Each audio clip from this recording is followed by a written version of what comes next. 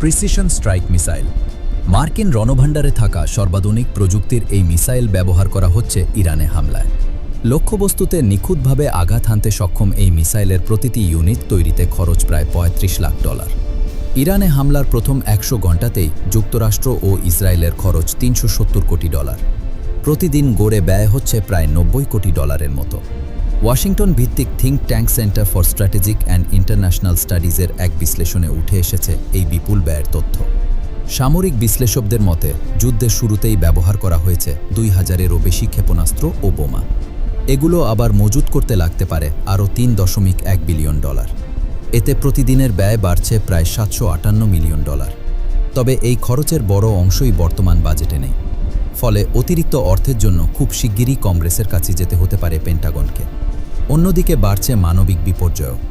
ইরানে মৃতের সংখ্যা পৌঁছেছে প্রায় 1,500।